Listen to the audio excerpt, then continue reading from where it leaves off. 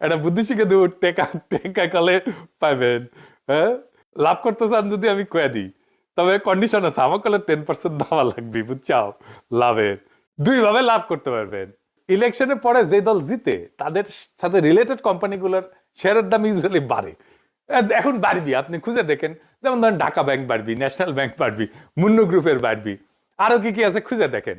এইগুলা শেয়ারের দাম দাই করে বাড়বি কয়েকদিন। হ্যাঁ, শেয়ার থাকলে, এদের শেয়ার থাকলে বেঁচে দেন, ক্যাশ করে ফেলেন। আর জামাতের কোম্পানিগুলোর শেয়ার কমবি, দাই করে কমবি। কি আছে, ইসলামী ব্যাংক আছে, ইবনে সিনা আছে, এইগুলো আর কি কি বা আছে দেখেন, খুঁজে দেখেন আর কি, দাই করে কমবে। আপনি শেয়ার মার্কেটে যাই খোঁজ নেন, আমার কথা সত্য কিনা আমি না দেখেই কইলাম। তো যেগুলো কমবি সেগুলো শেয়ার এখন কিনে রাখবেন।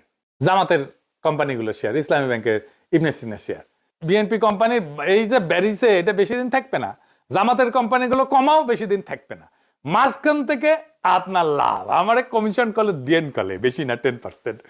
আর কারা হতাশ হবে? ক্ষুদ্র ব্যবসায়ী, হকার, দোকানদার। এদের উপরে প্রথম চাঁদাবাজেরা টার্গেট করে। এরা বিরক্ত, বিব্রত অবস্থায় থাকে, অসহায় অবস্থায় থাকে।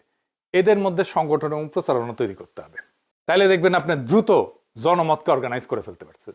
এবার আসেন আলাপ করি কিছু জায়গায় সংগঠন নাই, যেখানে সংগঠন করা নিয়ে এটা খুব